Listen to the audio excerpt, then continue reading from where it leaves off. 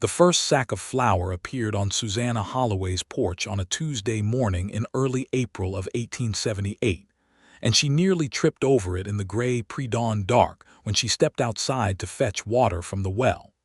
She stood there in her worn cotton dress, her dark hair still loose around her shoulders, staring down at the burlap sack like it had personally offended her. 50 pounds of fine-milled flour, tied at the top with a simple piece of twine, sitting square in the center of her front porch boards as if it had been placed there with great deliberateness. No note, no name. Nothing to indicate who in the wide and often cruel expanse of Calhoun County, Texas had seen fit to leave provisions on the doorstep of a widow woman living alone on the edge of town. Susanna nudged it with the toe of her boot. It was real enough. She looked out across the dusty yard, past the low fence she had repaired herself last autumn, past the scrubby mesquite trees that lined the road leading into the small town of Mercer Creek. The morning was still and cool, the kind of April morning that made the Texas Hill Country almost beautiful before the heat settled in and reminded you that beauty came at a price out here. There was no one on the road, no horse tied to her fence post. No boot prints she could make out in the dry ground, though the earth had been too hard lately to hold much of an impression. She picked up the flour with both hands, grunted at the weight of it, and carried it inside. She told herself it was probably a mistake. Someone had meant to leave it on another porch. That was the most sensible explanation, and Susanna Holloway had learned, in the 3 years since her husband Thomas had died of a fever that swept through Mercer Creek in the summer of 1875, that sensible explanations were the ones worth holding on to. Sentiment was a luxury she could not well afford. But she made biscuits that morning with a measure of the flour, and they were the finest biscuits she had made in months, and she did not throw the sack out. Mercer Creek in 1878 was a town that had survived its own awkward adolescence.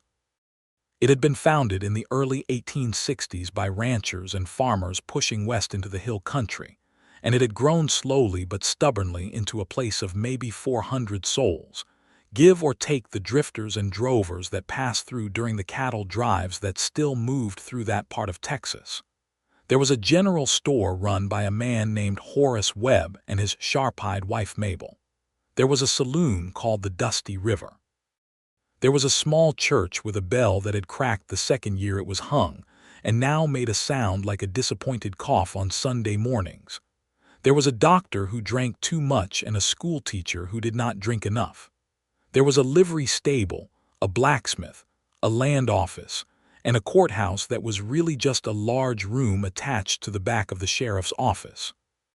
And there was Susanna Holloway's small house on the eastern edge of town, set back from the road behind its patched fence, with a kitchen garden along the south wall and a chicken coop that had seen better decades. Susanna was 28 years old, brown-haired and dark-eyed, with hands that had grown strong and capable from 3 years of keeping herself alive without any help from anyone. She had been 18 when she married Thomas Holloway, and Thomas had been a decent man, a farmer who tried hard and died before the trying had paid off, and she had mourned him properly and then gotten on with the hard, unromantic business of survival. She took in sewing. She sold eggs when the chickens cooperated. She kept a small vegetable garden.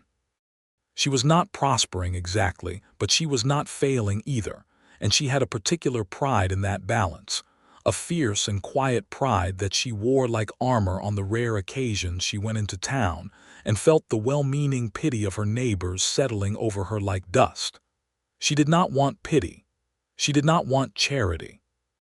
And when, the following Tuesday, another 50-pound sack of flour appeared on her porch in the exact same spot as the first, she stood over it for a full 3 minutes with her arms crossed and her jaw set, debating whether to drag it down to the road and leave it there. She did not drag it to the road. She carried it inside and set it beside the first one, which was already half gone, and she told herself that she would find out who was responsible and she would march to their door and hand the money back, because she was not a charity case and she did not intend to become one. She went to see Mabel Webb that afternoon, because if anyone in Mercer Creek knew the business of its residents, it was Mabel Webb. Mabel was a small, energetic woman in her 50s who had opinions about everything and shared them freely, and was almost always right, which made her both indispensable and exhausting. "Someone has been leaving flour on my porch," Susanna said, setting her mending basket on the counter of the general store and fixing Mabel with a look that she hoped communicated the seriousness of the matter. Mabel Webb looked up from the bolt of calico she was measuring and blinked. "Flour, 50 pounds, every Tuesday. This is the second time. Fine milled, good quality. Someone put it right on my front porch in the night and left no name." Mabel set down her measuring tape. Her eyes sharpened with interest. "Well," she said, "how interesting." "It is not interesting," Susanna said. "It is strange, and I want to know who is doing it so I can return the payment." "Susanna Holloway," Mabel said gently. "Perhaps someone is just being kind." "I do not need kindness from anonymous sources," Susanna said. "I need the name." Mabel pursed her lips. "I sell flour, as you know, and I sell it to a fair number of people. I cannot say that anyone has purchased a particular sack and mentioned your name alongside it. Has anyone bought 50-pound sacks recently? A 50-pound sack of flour is not an unusual purchase in ranching country, sweetheart." Susanna took her mending basket and went home without learning anything. It was on her walk back, passing the livery stable, that she first saw Clement Ashford. She would not have known his name then. He was simply a man standing in the open doors of the livery, with one hand resting on the frame, and a look of quiet concentration on his face, as he watched the blacksmith work on a horse's shoe in the yard beyond. He was tall, broad through the shoulders, wearing a dark canvas-work jacket over a plain cotton shirt, and he had a dark hat pushed back on his head in a way that was easy and unconscious. His boots were well worn, and his trousers were the dusty buff color of a man who spent a great deal of time outdoors. He had a jaw that looked like it had been cut from the same granite as the hill country itself, and dark eyes that caught the late afternoon light in a way that made them seem briefly amber. He did not look at her as she passed, or she did not think he looked at her. She was looking at him more than she intended to, which annoyed her, and she turned her eyes back to the road and kept walking. She learned his name the following Sunday at church, from the cracked bell's disappointed cough and the whispered conversation of the women in the pew behind her, who were discussing the new hand that Harlan Price had taken on at his cattle operation east of town. "Clement Ashford," said one of the women, whose name was Dora Finch and whose attention to unmarried men was legendary. "He came down from Colorado, they say, worked cattle up there for years. A man of some skill, apparently." "Is he married?" said Dora's companion, a young woman named Alice Pratt. "Widowed," said Dora. "Lost his wife some years back. A sad business." Susanna stared at the cracked plaster of the church wall and told herself she was not interested in this information. But she thought about it on the walk home. She thought about it while she fed the chickens. And she thought about it, absurdly and without any real reason, when Tuesday came around again, and she opened her front door in the early morning gray and found the third sack of flour sitting on her porch like a patient promise. This time she moved faster. She had set herself up the night before with the intention of watching, and she had meant to sit at the window and wait through the dark hours, but she had fallen asleep in the chair some time after midnight and woken to the first pale skim of dawn. She stepped out onto the porch quickly, still half asleep, and looked up and down the road. In the far distance, heading east away from town along the road that led toward Harlan Price's cattle operation, there was a rider. She could not make out much in the pre-dawn light. A man on a dark horse, moving at an easy walk, already a quarter-mile down the road. She stood on her porch with her arms at her sides and watched until he disappeared around the bend where the road curved behind a stand of live oak trees. She thought about Clement Ashford, widowed, from Colorado. She thought about what Dora Finch had called a sad business. She thought about the flour, good quality and generous in quantity, left in silence and without expectation of acknowledgement. Then she carried the sack inside, because she was a practical woman, and because 50 pounds of flour was 50 pounds of flour. Spring deepened around Mercer Creek. The days grew longer and warmer, the land greening briefly along the creek beds before the heat began its slow campaign of desiccation.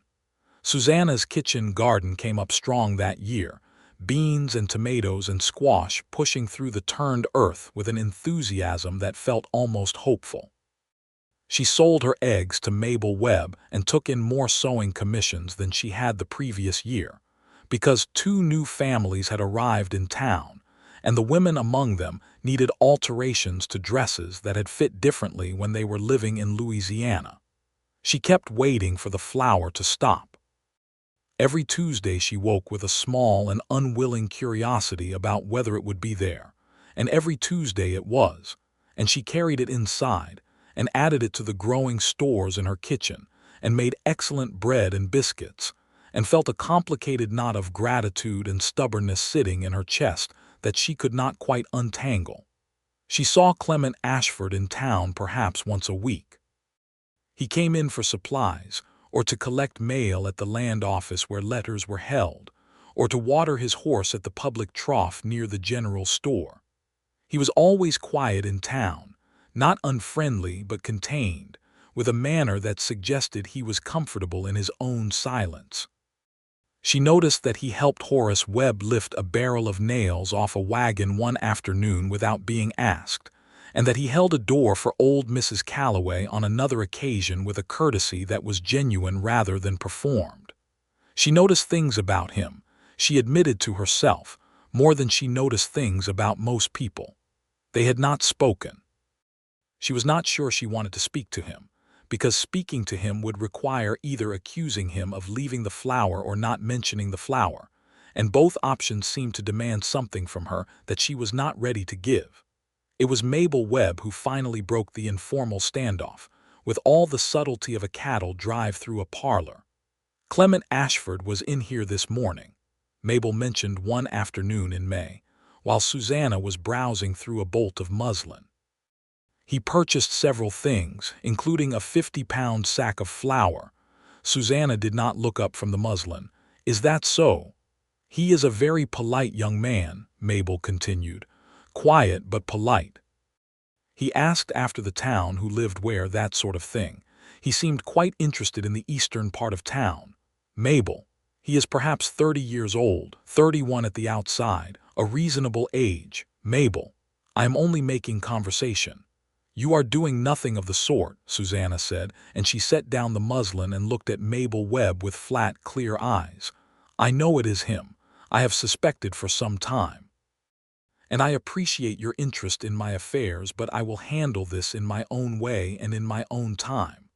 Mabel Webb smiled like a woman who had won a hand of cards she had not appeared to be playing. "Of course you will, dear," she said. "Of course you will." Susanna went home and did not handle it at all, which was a choice, she told herself. A deliberate choice. Because the truth of it was, and she was honest enough with herself to admit this in the privacy of her own mind, the flour had come to mean something to her. Not the flour itself, not the practical value of it, though that was real and she would not pretend otherwise, but the Tuesdayness of it, the consistency of it, the way it arrived without demand or announcement or expectation of reward. The way whoever had left it had never knocked on her door, never called her name, never stood in her yard and waited for thanks or acknowledgement or even the courtesy of a glance in his direction. In 3 years of widowhood, she had received plenty of unsolicited attention. Ranchers who thought she might be persuaded to remarry for practical reasons. Men passing through who thought a woman alone was a woman available.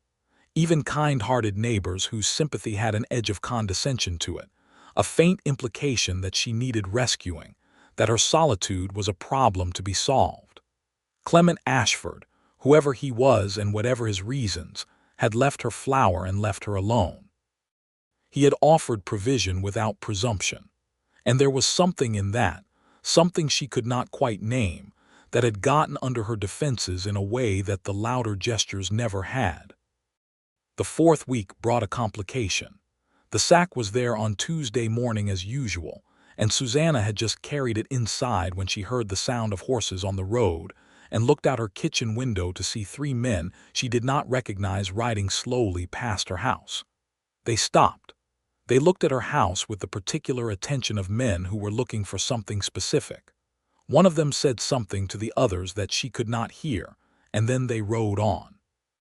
She thought nothing much of it until later that same day, when she heard from Dora Finch that a group of men had been asking around town about a land claim east of Mercer Creek that had apparently been the subject of some dispute. There had been a fight, Dora said, out at the Silver Creek spread, and a man had been shot in the shoulder, and the sheriff had ridden out to deal with it. The land disputes in that part of Texas had been a source of grinding tension for years.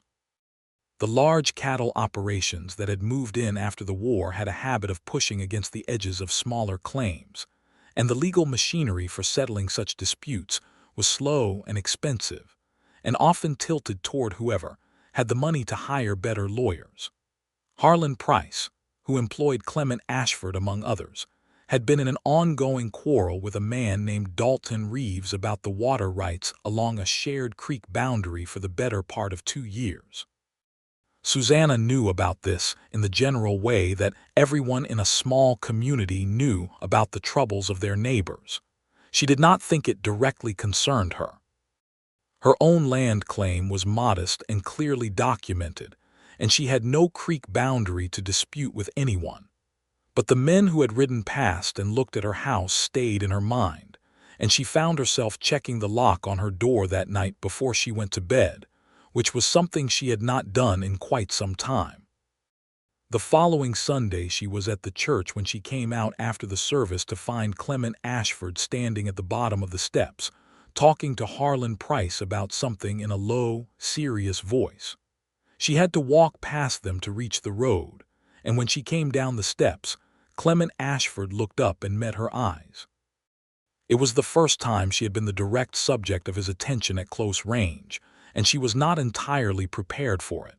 His dark eyes were steady and serious, with a quality of attention that was careful and unhurried, like a man who looked at things he intended to understand. There was nothing aggressive in the look, nothing that demanded anything. It was simply direct and honest, and it made something move in her chest in an unwelcome and inconvenient way. She nodded to him. The way you nod to an acquaintance, brief and businesslike. He nodded back. And then he looked away, back to his conversation with Harlan Price, and she walked home in the warm Sunday morning with her heart beating slightly faster than the occasion warranted, and a distinct feeling that something had shifted without her permission. The 5th week, the sack of flour arrived with something unexpected alongside it. A small bunch of wildflowers, the blue-purple kind that bloomed along the creek banks in late spring, tied loosely with a piece of dried grass. They had been placed on top of the sack, carefully, so they would not be crushed. Susanna stood in her doorway for a long moment looking at them. Then she picked them up and held them and felt something crack open, very slightly, in the wall she had been building and maintaining and reinforcing for 3 years. She put the flowers in a tin cup of water on the kitchen windowsill and looked at them while she cooked her breakfast, and she thought that she was going to have to do something. She was going to have to either acknowledge this or end it, because letting it continue in silence was starting to feel like a kind of dishonesty, and Susanna Holloway did not care to be dishonest. She thought about knocking on the door of Harlan Price's bunkhouse and asking for Clement Ashford. She thought about waiting by the road in the dark on a Tuesday night. She thought about sending word through Mabel Webb, who would be absolutely delighted to serve as an intermediary. She did none of these things because the part of her that was still cautious, the part that had learned what it was to lose a person you depended on, kept pulling her back from the edge of the thing. And every time she got close to the decision, she thought about the door. Her door. The one she had not opened to anyone in a very long time, not really opened, not in the way that counted. She thought about what it would mean to open it. June came in hot and dry. The cattle drives brought drovers through town on their way north, and Mercer Creek swelled briefly with noise and dust, and the particular restless energy of men who had been on the trail for weeks. The Dusty River Saloon did excellent business. There were 2 fights on the main street and a horse race on the road east of town that drew most of the population out to watch on a Saturday afternoon. Susanna watched the horse race from her fence line, because it passed close enough to her property that she could see without going into the crowd. She was standing there, leaning on the fence post, when she heard boots on the road beside her and looked up to find Clement Ashford standing a few feet away, also watching the race. He had not appeared to seek her out. He seemed to have simply arrived at the same spot by coincidence, or perhaps by the same natural drift that brings 2 leaves floating on the same current to the same eddy. He was looking at the race, not at her, and he held his hat in his hands and his dark hair was pressed flat on one side from the hatband. They stood in silence for a moment. Down the road, the horses thundered past in a press of dust and shouting, and the crowd cheered. "That gray is going to blow out his left foreleg if he keeps that pace," Clement Ashford said. He said it quietly, not looking at her, an observation offered to the air and the space between them. She looked at the gray horse in question, who was indeed moving with a slightly uneven gait on the left front. "You think so," she said. "I have seen it before. Did you ride the drives north?" She asked because it was a reasonable question, because she was trying to establish him as a person with a history rather than a figure who arrived on Tuesday mornings. "For several years," he said. "Out of Colorado first, then down through New Mexico. I have been in Texas about 8 months now." Harlan Price's operation. Yes. The gray horse in the race slowed dramatically about 100 yards past them, its rider pulling up hard, and there was a collective groan from the spectators. Clement Ashford said nothing, but she thought there was a very slight dry movement at the corner of his mouth that might have been acknowledgement of being correct. "I am Susanna Holloway," she said. He looked at her then fully, turning from the race to face her, and she held his gaze without flinching. "I know," he said. "I am Clement Ashford." "I know that too," she said. A silence stretched between them, warmer than the previous silence, with more weight in it. His dark eyes moved over her face with that careful, unhurried quality she had noticed before, as if he were reading something and wanted to be sure he understood it correctly. "Is there something you would like to say to me, Mr. Ashford?" she asked, because she was not a woman who was comfortable waiting for things to arrive in their own time when she could simply reach out and take hold of them. He was quiet for a moment. Then he said, "I expect there is, Mrs. Holloway. But I am not certain I have earned the right to say it yet." She looked at him. He was serious, entirely serious, without any of the false modesty that men sometimes deployed as a form of flattery. He meant it, and it moved her in a way she had not expected, that honesty. "I will think on that," she said. And she pushed off from the fence post and walked back to her house, feeling his eyes on her back and not turning around, because she needed to think, and she thought better when she was moving away from things than toward them. She did think on it. She thought on it for the rest of June, which was longer than she would have liked, but there were complications that had nothing to do with Flower or Cowboy, or the careful way a man could look at a woman across a fence line. The complications had to do with Dalton Reeves. Reeves had escalated his campaign against Harlan Price's operation in a way that had begun to affect the whole eastern edge of Mercer Creek. His men had twice cut the fence line at the boundary of Price's range, and there had been a second confrontation at the creek that had very nearly become something worse than the first one. The sheriff, a measured and competent man named Aldred Gross, was doing his best to keep the peace, but the situation had the tense, dry-grass quality of something waiting for a spark. Susanna was aware of this because living on the eastern edge of town meant she was close to the road that led to both Price's operation and the disputed land, and she saw the men moving back and forth along it more than most of the townspeople did. She was also aware of it because Mabel Webb, in addition to being the town's primary source of general information, kept a very clear picture of the economic health of Mercer Creek, and the land dispute was beginning to affect it. What she had not expected was that Dalton Reeves would come to her door. He came on a Thursday afternoon in early July, when the heat was sitting on the land like a heavy hand, and he arrived not alone but with one of his men, a large and mostly quiet person named Breck, who stood in her yard and said nothing while Reeves knocked on her door. Susanna had seen Reeves in town, but had never had occasion to speak with him. He was perhaps 45, with a rancher's weathered face and the self-assurance of a man who had won more arguments than he had lost.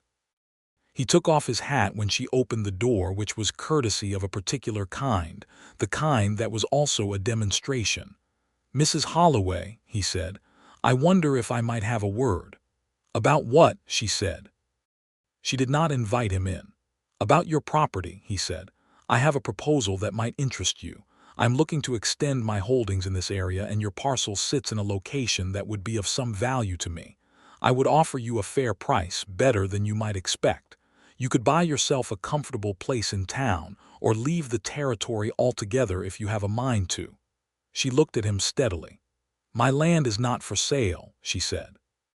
"I would encourage you to consider it carefully," he said, and his voice was still pleasant, but there was something under the pleasantness, a pressure, like a hand on the back of your neck.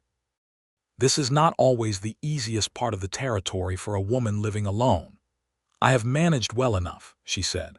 "Times can change," he said, and the pressure was more distinct now. "Good day, Mr. Reeves," she said, and she closed the door. She stood with her back to the closed door for a moment, breathing slowly and evenly, feeling the particular anger that comes not from fear exactly, but from the awareness of being threatened and the forced composure of refusing to show it. She heard him and his man mount up and ride away. She listened until the sound of the hooves faded completely. Then she sat down in the kitchen and thought carefully about what had just happened. Her land was not large. It was 20 acres, most of it scrub and rocky pasture that she used for nothing more than the chickens and the kitchen garden. Thomas had filed the claim in 1872, and it had been properly recorded. She could not immediately see what Reeves wanted with it specifically, but the general manner of the request had been clear enough. He was expanding, and he intended to expand in whatever direction he chose, and a widow woman on the eastern edge of town was presumably expected to be easy to move. He did not know Susanna Holloway. She was still sitting with her thoughts, firming them into a kind of plan, when she heard boots on her porch and a knock at the door. She went to it with more wariness than usual and opened it to find Clement Ashford standing on her porch. He looked at her for a moment. Something in her face or manner communicated more than she intended, because his expression shifted slightly, not to alarm but to a sharper attention. "Reeves was here," he said. It was not a question. She looked at him. "How did you know that?" "I was riding in from the east and I saw him leaving your road." He paused. "I have been concerned about his interest in this side of town." She opened the door a little wider, not all the way, but wider. "Come in then," she said. "I will put on coffee." He came in, ducking slightly under the door frame, and stood in her kitchen in a way that should have felt intrusive but did not somehow. He held his hat in both hands and looked at the small, clean, carefully maintained space with a quiet respect, as if he understood that it had cost her something to keep it this way. She told him about the conversation with Reeves while she made the coffee, keeping her voice level and factual. He listened without interrupting, which she appreciated. When she finished, he was quiet for a moment. "Your claim is properly filed," he said. "It is. Then he has no legal standing to force you out." He turned his hat in his hands. "But the law is not always the only thing a man like Reeves relies on." "I know that," she said. She poured the coffee and set a cup in front of him on the table and sat down across from it. He sat, and they were opposite each other at the small table in her kitchen, with the July heat pressing in at the windows and the smell of coffee filling the room, and it was the most intimate she had been with another person in a very long time, and she was aware of it with a fullness that was almost overwhelming. "I am sorry he came here," Clement said, "and I am sorry that men like him make it necessary for women like you to be on guard in your own home." Women like me, she said, not with offense but with genuine curiosity about what he meant. He met her eyes. Women who are managing something difficult and managing it well, he said. You should not have to manage this on top of everything else. She was quiet for a moment, looking at her coffee. You have been leaving flour on my porch, she said. She had not planned to say it then. It had simply come out because they were sitting in her kitchen and the kitchen was where the flour was, and it seemed absurd not to acknowledge it. He did not look away or pretend surprise or embarrassment. Yes, he said. Why? He looked at his coffee cup and then back at her, and she could see him deciding to be honest rather than careful, which was a decision she had made so many times herself that she recognized it in another person immediately. When I first came to Mercer Creek, he said slowly, I heard about you, about your situation, and I passed your house and I saw the garden and the chickens and I could see you were holding everything together yourself and I thought, he paused, I thought you must be tired. And I had no right to say that to you and no welcome to offer more than that, so I thought, well, flour is useful. A person can always use flour. She looked at him for a long time. The afternoon light was coming in sideways through the kitchen window, catching the dust motes and turning them gold. You did not expect me to open the door, she said. No, he said honestly. I did not. I thought it was possible you would throw it back over the fence. I considered it, she said. Something moved across his face then, something that was almost a smile but was more than a smile, more textured and more feeling.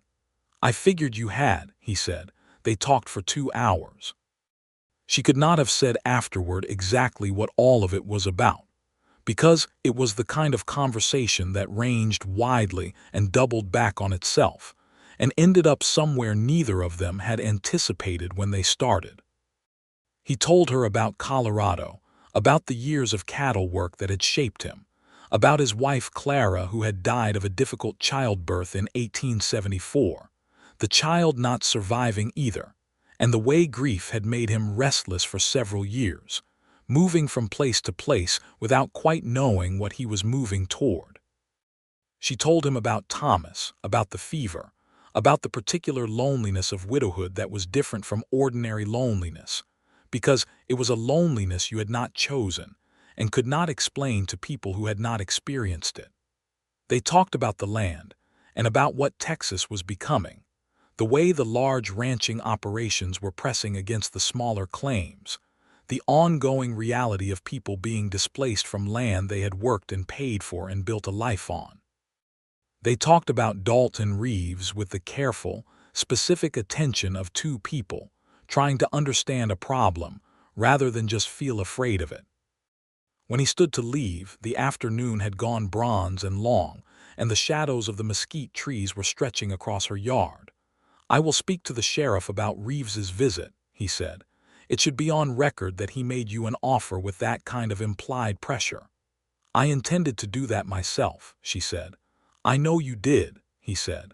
But sometimes it carries more weight when there is more than one voice. She could not argue with that because it was true, and she was not in the habit of arguing against true things. Thank you, she said. He put his hat on and stepped out onto the porch. He paused there, looking out at the yard, and then he looked back at her standing in the doorway, and the evening light was on his face, and she thought he was one of the most quietly handsome men she had ever seen, in the way that certain things in nature are handsome, not with any effort or ornament but simply because of what they are. Mrs. Holloway, he said. Susanna, she said before he could say anything else. He looked at her for a moment. Susanna, he said, and the way he said it was different from how anyone else said it, careful and particular, as if her name was something worth handling properly. Clement, she said. He nodded, settled his hat, and walked down the porch steps and across the yard to where his horse was tied at the fence. She watched him go, and she stood in the doorway for a long time after he had ridden away, with the evening air cooling around her, and the katydids starting up their summer noise, and a feeling in her chest that she thought might be the beginning of something she had not allowed herself in a very long time. She went to see Sheriff Gross the next morning and told him about Reeves's visit. Clement had apparently been there before her, as he had said he would, and Gross was already writing it down in his record book when she arrived. He was a solid, sensible man, Aldred Gross, and he took the matter seriously and told her he intended to speak to Reeves directly about the nature of the visit. "He will say it was merely a business inquiry," Gross said. "He will," she agreed. "But it should be noted." "It is noted," he said, and he looked at her with a kind of measured sympathy that was different from the pity she usually received, more like respect, and she appreciated it. July moved through its heat and came out the other side into August, which was hotter still but had in it the knowledge that the worst was almost over, the way suffering always feels more bearable once you can see the end of it. Susanna and Clement had, without any formal discussion of it, begun to move in a kind of orbit around each other that was not quite courtship, but was not nothing either. He came to her house sometimes on a Sunday afternoon, and they sat on the porch and talked, or she showed him what was coming up in the garden, and he helped her fix a section of chicken coop fencing that had been sagging dangerously since spring. She learned that he was a man of considerable skill with his hands, that he had an uncommonly patient way with animals, and that he could be funny in a dry, understated way that crept up on you and made you laugh before you realized you were doing it. She also learned that he had a particular quality of stillness that she found, increasingly, to be something she needed. The world was noisy and demanding and full of people who wanted something from her, and Clement Ashford was a person who simply existed in her presence without wanting anything that she had not already decided to give. The flower kept coming on Tuesdays, even after they had spoken, even after she had invited him into her kitchen, even after they had spent several Sunday afternoons on the porch together. She never told him to stop, and he never stopped, and there was an understanding between them about it that neither of them put into words, because some things are said more clearly by being done than by being spoken. Dalton Reeves remained a shadow in the background. Sheriff Gross spoke to him, as he said he would, and Reeves apparently expressed polite confusion, and said he had made nothing but a legitimate business inquiry and could not understand why anyone would take offense. He did not come to Susanna's door again, but his men rode past her house more frequently than seemed accidental, and there were reports of fence lines cut and small acts of harassment against the homesteaders and smaller ranchers along the eastern edge of the county, including one instance of a barn fire on a small farm 2 miles from Mercer Creek that Gross investigated, but could not prove was deliberate. Clement told her about the barn fire on a Sunday in early August, sitting on her porch in the long evening light. He told her with the flat, controlled manner of a man who was angry but was managing his anger, and she understood that the management of it was costing him something. "He is trying to clear the smaller claims," she said. "Yes," he said, "and there is enough legal gray area in some of the older land records that he has a lawyer working to create challenges." "Is my claim challenged?" He looked at her steadily. "Not yet," he said, "and it would be the weakest possible case, given that your record is clean and the filing was done properly. But I think he intends to make the situation uncomfortable enough that people leave without requiring a legal fight." "I am not leaving," she said. He looked at her, and there was something in his face that was unmistakable, a warmth and a weight and a directness. "I know you are not," he said. "I never thought you were." August in the Texas Hill Country, in the year 1878, had its own kind of beauty if you looked for it in the right places.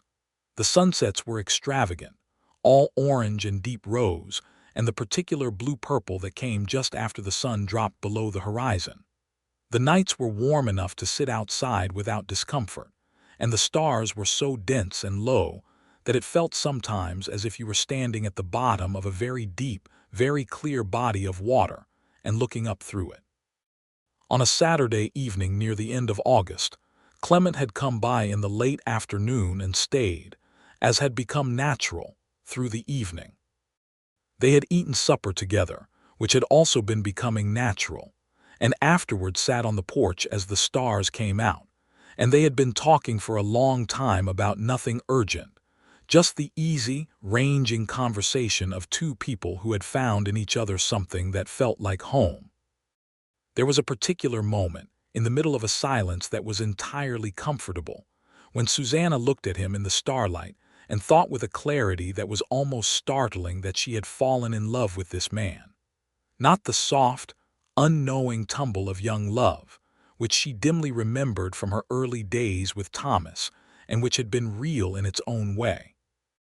This was something different, more considered and more sure, built from months of flour sacks and Sunday afternoons and honest conversations, and the steady, unwavering presence of a person who had offered her something without demanding anything in return. She did not say it then, but she thought it, and the thought settled into her with the certainty of a thing that was true. September brought the first real cooling of the air, and with it a shift in the situation with Reeves that came quickly, and with the compressed drama of things that have been building for a long time. One of the smaller homesteaders east of town, a man named Gil Ferris who had a wife and 4 young children, had been the target of increasing harassment from Reeves's men, including threats that had escalated beyond the vague and uncomfortable and into the specific and frightening. Ferris had gone to Sheriff Gross, who had gone to Reeves, and Reeves had overstepped in a way that finally gave the law real purchase. One of his men had physically threatened the Ferris family in front of witnesses, and Gross had arrested the man and held him, and the county judge had come to hear the matter. It was the kind of legal reckoning that the territory needed more of, and it happened the way such things sometimes did, slowly, and then all at once. The case against Reeves's man gave the surrounding homesteaders the confidence to come forward with their own accounts of intimidation and fence cutting, and Sheriff Gross built a record that was substantial enough to compel a proper investigation of Reeves's land claims and the methods he had been using to expand them. Clement had been involved in gathering that record, working quietly alongside Gross to document what had been happening. He had not told Susanna the full extent of his involvement until it was largely resolved, partly because he had not wanted to worry her, and partly because he was a man who was careful about claiming credit for things. She heard about it first from Mabel Webb, of course, who told her with considerable satisfaction that it had been largely Clement Ashford's careful attention and steady persistence that had helped build the case. She thought about that. She thought about the quality in him that made it entirely consistent, the same quality that left flour on a porch in the dark without expectation of thanks, the same quality that listened when she spoke and said true things even when they were complicated. She went to the livery stable on a Thursday afternoon in late September, because that was where she was most likely to find him midweek, and she waited by the fence until she saw him come out of the stable with a horse that needed shoeing. He stopped when he saw her, reading her expression with those careful, attentive eyes. "I heard about the work you did with Sheriff Gross," she said. "It needed doing," he said. "It did," she agreed. "But you did it. I wanted you to know I know that." He was quiet a moment, looking at her across the fence, with the horse patient and easy beside him and the September afternoon sun warm on both their faces. "Susanna," he said. "Yes," she said, because she knew what was coming and she had already decided. He blinked. "I have not asked anything yet. You were going to ask if you could come by on Sunday," she said. "And yes." The corner of his mouth moved in that way it did when he was suppressing something. "I was going to say rather more than that," he said. She looked at him. "Then say it."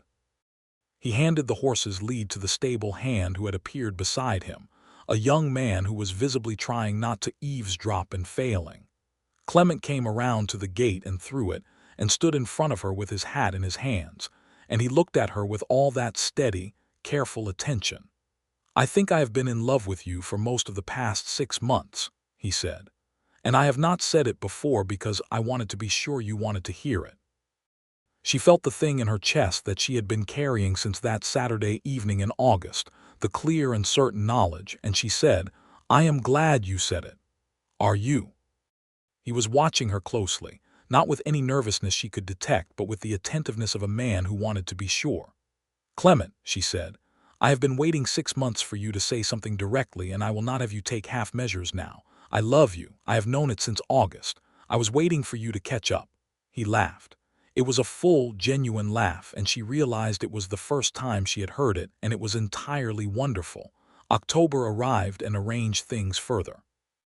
The investigation into Reeves's land dealings produced enough irregularity in his acquisition methods that several of his claims in the disputed areas were referred to the county court for review, and his ability to pressure the smaller homesteaders was significantly reduced. Gil Ferris kept his farm. The other families along the eastern edge of the county kept their claims. Reeves himself was not prosecuted for anything that his lawyer could not untangle, but the teeth were pulled from his expansion efforts, at least in that direction, at least for a time. It was not perfect justice, because justice in the Texas Hill Country in 1878 was rarely perfect, but it was real justice, and it held. Susanna's land was never seriously challenged. She had her clean filing and her rightful claim, and in the end, Reeves had looked elsewhere rather than fight a battle he could not easily win. She felt the relief of it settle over her the way genuine relief does, quietly and fully, like a tension in the body that you have been holding so long you forgot it was there. And then one day it is gone and you feel lighter and surprised by your own lightness. Clement came by on Sunday as was established custom, and they sat on the porch in the golden October air with the first real bite of coming autumn in the breeze, and she was aware as she sat beside him that the world felt different than it had a year ago, different in the specific way of having something in it that you value. "The flower," she said at one point, not quite randomly, because she had been thinking about it. He looked at her with those amber-dark eyes. "What about it? Why did you choose flower specifically, of all the things?" He considered this with the seriousness he brought to things worth considering. "It seemed," he said slowly, "like the kind of thing a person could use without it meaning anything if they did not want it to mean anything. A sack of flour is not a declaration, it is just something useful. I did not want to put you in a position of having to respond to something you did not want." She was quiet for a moment. "And if I had never opened the door, if you had left it for a year and I had never acknowledged it, then I would have stopped eventually," he said, "and gone on knowing I had tried, and the only way I could think of that did not presume too much." She looked at him for a long time. The October light was doing something magnificent to the trees along the creek in the distance, turning them amber and russet and deep red, all that quiet fire. "It is a remarkably good thing," she said, "that I opened the door."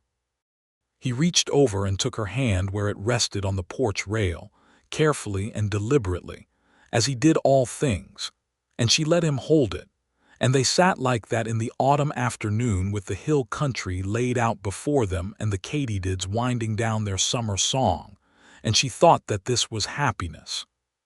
Not the large, trumpeting happiness of stories told to children, but the real kind, the kind with weight and history and an honest reckoning of what it had cost to get here. He asked her to marry him on the first Tuesday in November.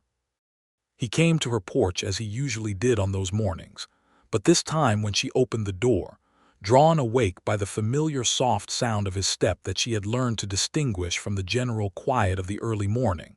He was standing on the porch not with a sack of flour but with his hat in his hands, and an expression on his face that she had not seen before, one that was entirely unguarded and entirely honest. He said her name. He said it the way he always did, careful and particular, as if it were something worth handling properly. "There is no flour today," she observed. "No," he said. "I thought perhaps we had moved past flour." She leaned against the door frame and looked at him in the first gray light of the November morning. "Have we?" "I would very much like to think so," he said. "Susanna. I am 30 years old, and I have spent the last several years moving from place to place without much reason other than that I did not have a reason to stay anywhere. And then I came here and I found." He paused. He was not a man who spoke carelessly, and she could see him choosing the words with the same care he brought to everything. "I found that there was a reason. You are the reason I stayed, and I would like very much, if you are willing, to give you a reason to let me stay permanently." She straightened from the door frame. The morning air was cool, the first real cold of November settling in. She was standing in her own doorway in her old cotton dress with her hair loose around her shoulders, exactly as she had been the morning the first sack of flour had appeared, and she thought about that version of herself, the one who had stood there and nudged the flour with her boot and carried it inside, and refused to ask for help, and refused to be managed, and refused to let anyone in. She loved that version of herself. She did not want to lose her. And she understood, with the clarity that had been building in her for 6 months, that Clement Ashford had never asked her to. He had never asked her to be less than she was, or to need him more than she wanted to, or to exchange her careful, hard-won independence for anything. He had simply offered himself, quietly and consistently, and let her decide what to do with that. "I am willing," she said. He looked at her for a moment, and that thing that was more than a smile moved across his face. "Yes, yes," she said, and she stepped back from the doorway and opened the door all the way. "Come in, Clement. I will make coffee." They were married in December, on a cold, bright Saturday morning, with the sky the particular deep blue that the Texas hill country produced in winter. A blue so clear and sharp it looked like someone had cut it with a very good knife. The cracked church bell made its disappointed cough to announce the occasion, and the whole town appeared to have turned out, which did not surprise Susanna at all, because Mabel Webb had been managing the social calendar of Mercer Creek for 20 years, and this was exactly the kind of event she considered her personal responsibility. Susanna wore her best dress, which was a deep green wool that she had made herself, and which, she was privately satisfied to note, fit her better than anything she could have bought from a catalog. She wore her mother's pearl brooch at the collar. Her hair was pinned up with more attention than usual. She walked into the church under her own power and stood beside Clement Ashford and said the words that needed saying in a clear, steady voice. And when she looked at him during the ceremony, he was looking back at her with that steady, amber-dark attentiveness, and she thought she would never tire of being looked at that way. After the ceremony, there was a gathering at the church hall that Mabel Webb had organized with alarming efficiency, and that involved more food than Susanna had seen in one place since the last 4th of July. There was music, a fiddle and a harmonica and someone's nephew on a guitar, and there was dancing, and Clement danced with her with more skill than she had expected, though perhaps she should have expected it by then, since he turned out to be skilled at most things he decided to do. She danced with Sheriff Gross, who congratulated her with a warmth that was genuine, and with Harlan Price, who told her she had married the best hand he had ever employed, and he hoped she understood what she had taken from him, which was said with enough humor that she laughed. She talked to Gil Ferris and his wife, who had come from their farm east of town, and their 4 children ran around the hall in the way of children at celebrations, gleeful and unstoppable. At some point in the evening, Mabel Webb found her standing at the edge of the dancing and said, with the satisfaction of a woman whose faith in the universe's organizational abilities had been confirmed, "I told you someone was just being kind." "You were right," Susanna said. Mabel looked pleased enough to burst. "I usually am," she said, and went back to managing everything. They went back to Susanna's house that night, because it was her house and she had made it, and she was not prepared to leave it for anyone's bunkhouse, and Clement had expressed nothing but agreement on this point when it had been discussed. He carried her over the threshold because he said it seemed the right thing to do, and she had said she was not entirely sure she held with superstition, and he had said it was not about superstition but about marking the occasion, and she had decided that was an acceptable distinction and let him carry her. The house felt different that night, not smaller as she had sometimes feared, not crowded or compromised, but larger somehow, with more life in it. The way a room fills differently when there is a fire in the grate than when it is cold and empty. The winter was a quiet one by the standards of the Texas hill country. The land disputes along the eastern edge of the county had settled into the slow machinery of legal review, and Reeves, having lost both his practical leverage and some of his legal footing, had turned his attention elsewhere. The small homesteads held. The Ferris family got through the winter without further trouble. The town went on with itself, seasons and commerce, and the ordinary drama of people living in proximity. Clement and Susanna built a life in the small house on the eastern edge of Mercer Creek, with the same steady attention they had brought to everything else. He had left Harlan Price's employ, as was necessary when a man has a home of his own to manage, and had taken on a range of work that suited his skills, some of it for Price on a contract basis, some of it for other ranches in the area. He was good at what he did, which was in the end the thing that mattered most, and Susanna continued her sewing and her garden and her chickens, and was not inclined to give any of it up. They did not agree on everything, which she had expected and considered healthy. They had differences of opinion on the management of the garden, on the proper treatment of the elderly rooster who had been terrorizing the chicken yard for 2 years, on the question of whether to add to the house before or after they had determined their full financial picture. These disagreements were conducted with honesty and a fundamental respect, which was to say they were occasionally spirited and always resolved. By the spring of 1879, a year after the first sack of flour had appeared on her porch, the world had rearranged itself so thoroughly from the one she had woken into on that Tuesday morning that she sometimes sat with the strangeness of it, turning it over in her mind with something that was not quite disbelief, but was adjacent to wonder. She was pregnant by early spring, which they had both hoped for, and which arrived with the straightforward naturalness of things that are wished for sincerely and without complication. She continued her work and her garden through the spring and summer with the adjustments that condition required, and Clement managed the additional tasks with the same easy competence he brought to everything, never making her feel diminished or less capable than she was, never suggesting that her pregnancy was a reason to stop being herself. She thought about Clara sometimes, Clement's wife who had died in childbirth. She knew he thought about her too. They had talked about it because they talked about the difficult things, and he had said what he needed to say about it, and she had listened to all of it, and neither of them had looked away from it, because they were people who did not look away from difficult things. The birth was difficult. She would not pretend otherwise.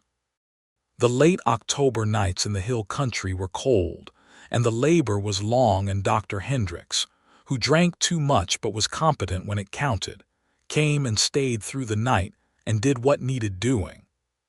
Clement sat outside the bedroom door for 6 hours in a state of controlled tension that she heard about afterward from Mabel Webb, who had come to help and who had given him a cup of coffee at some point and told him firmly that everything was going to be fine. Their son was born on the 22nd of October, 1879, loud and red-faced and entirely healthy, and Clement was allowed in to see him within the hour, and she watched her husband's face when he looked at his son for the first time, and she thought that there were some moments that no amount of words was adequate to describe, and so she would simply hold this one and know it. They named him Thomas Clement Ashford, the Thomas for her first husband, who had been a good man and who deserved to be remembered, and the Clement for the obvious reason. Clement had suggested the Thomas himself, without any prompting from her, and she had loved him for it with a freshness that surprised her, as if it were possible to fall in love with someone again at a moment when you thought you had already fallen as completely as possible. Tommy was, from the first weeks of his life, a child of enormous and assertive personality.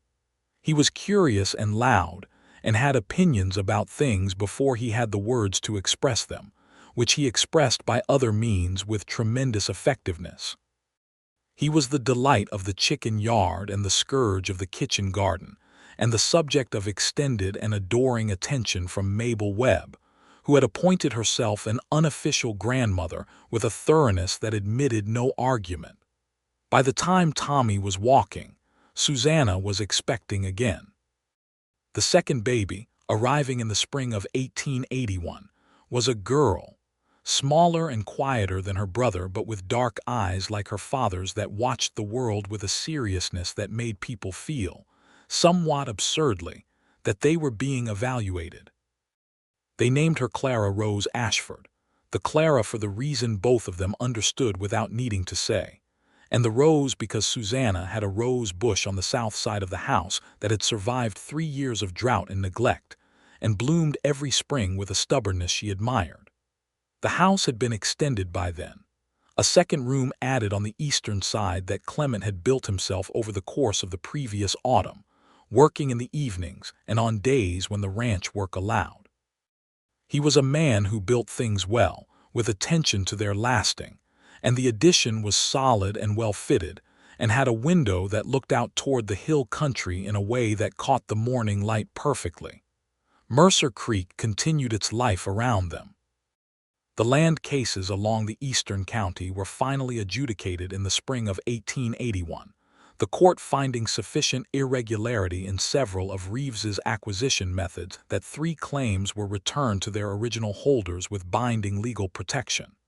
Reeves appealed, as his kind always did, but the appeals went nowhere, and eventually the matter closed.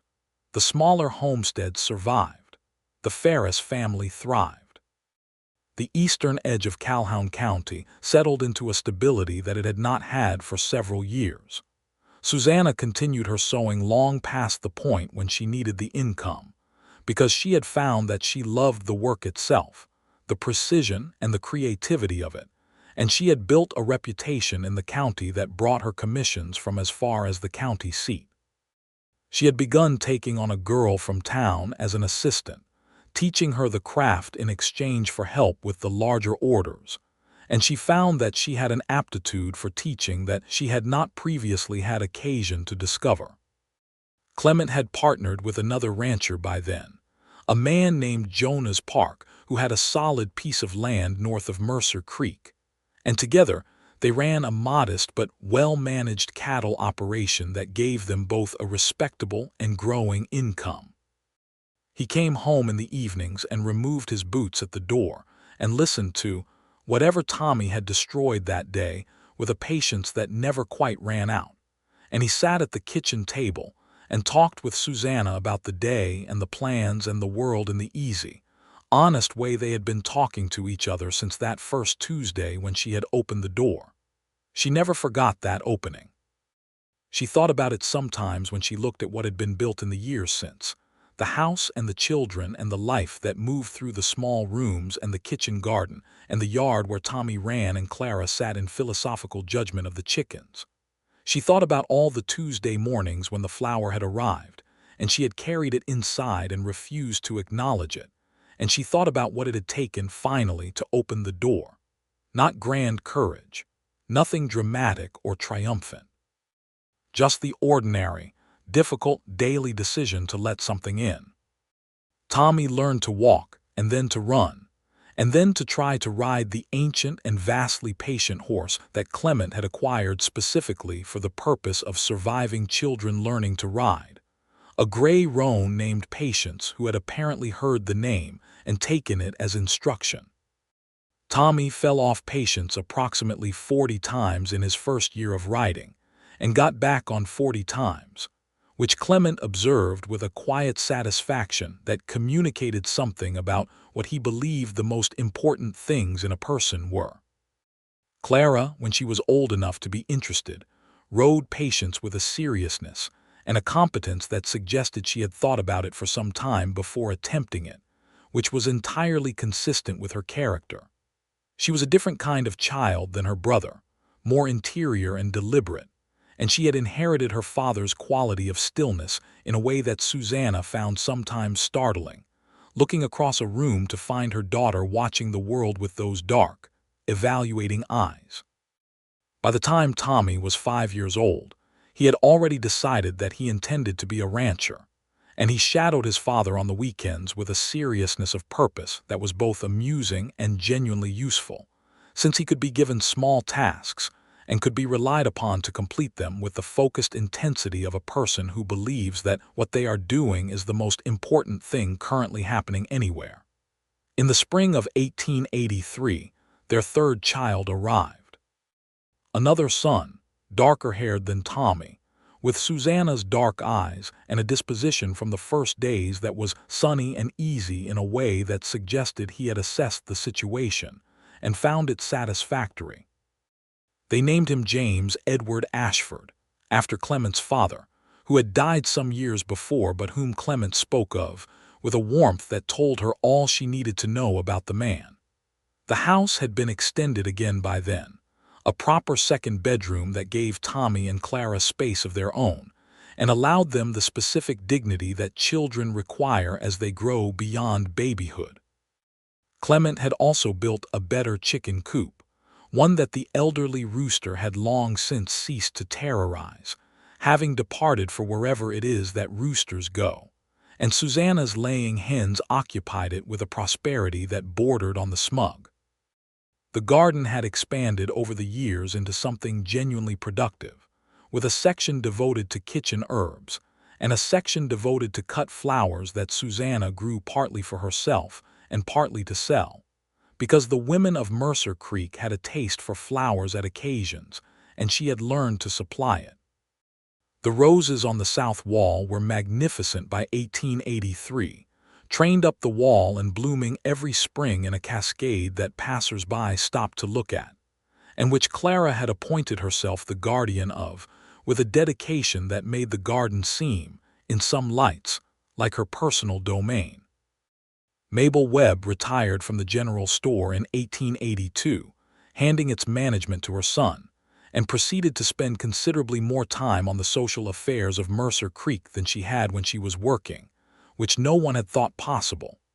She was a constant and beloved presence in the Ashford household, arriving on Sunday afternoons with advice and observations, and a basket of whatever she had baked, and Tommy in particular adored her with a completeness that delighted her.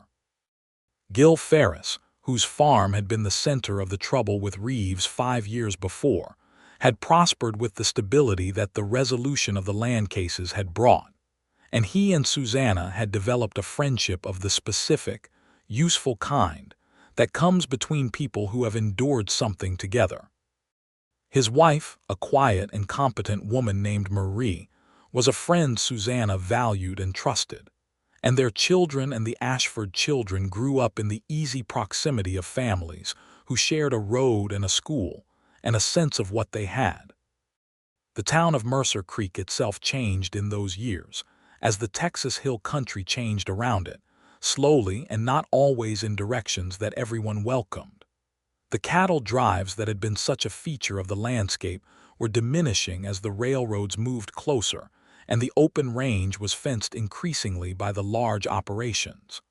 The population grew and shifted, new families arriving, older ones leaving. There was a proper school building by 1882, replacing the room that had doubled as a classroom and a feed storage space, and the schoolteacher who did not drink enough was replaced by a woman from San Antonio who drank exactly the right amount and taught with a rigor and a passion that transformed what the children of Mercer Creek could expect from their education.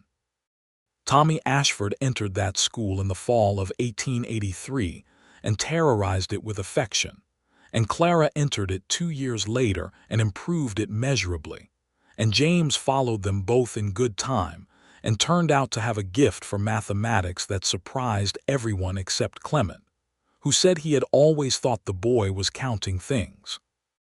In the evenings, when the children were in bed and the house was quiet, Susanna and Clement sat on the porch or at the kitchen table, and they talked as they had always talked, honestly and widely, and with the comfortable intimacy of two people who had nothing left to hide from each other.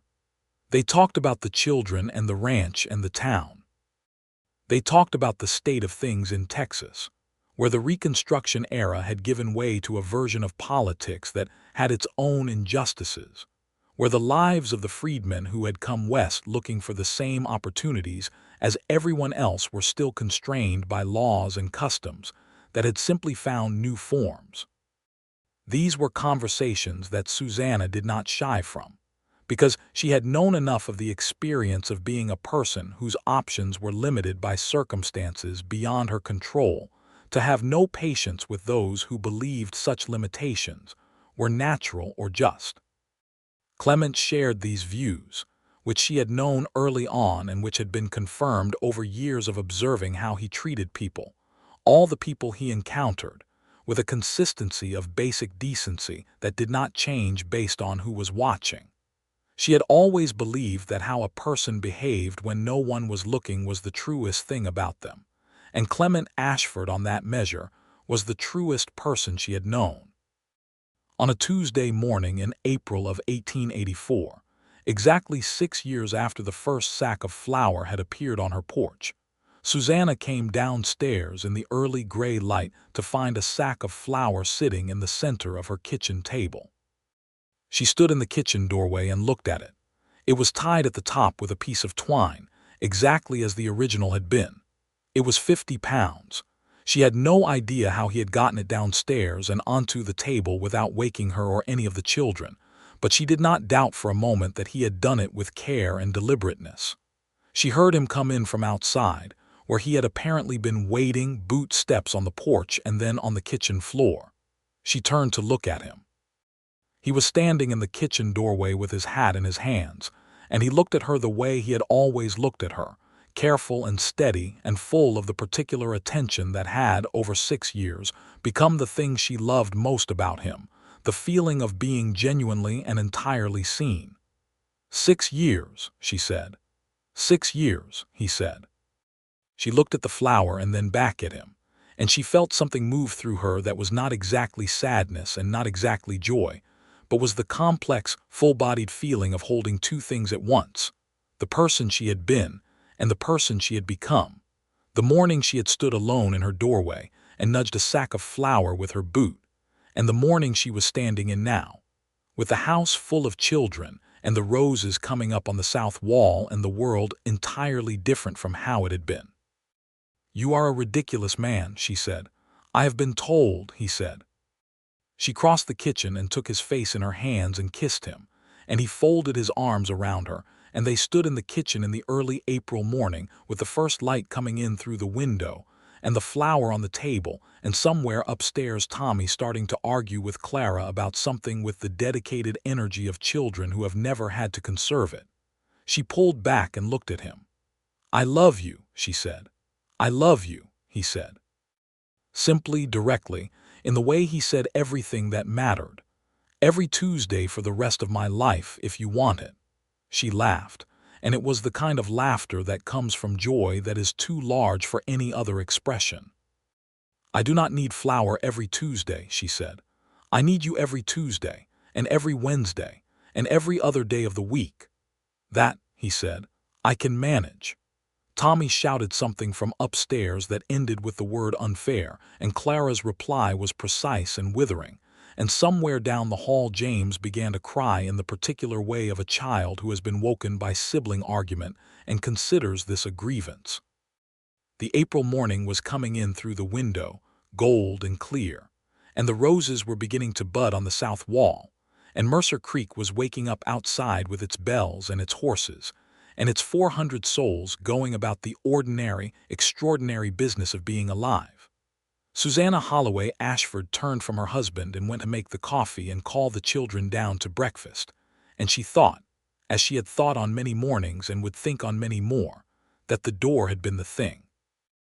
Opening it had been the thing, not the flower, not the patience, not the long, slow months of watching a dark horse move away down the road in the pre-dawn gray.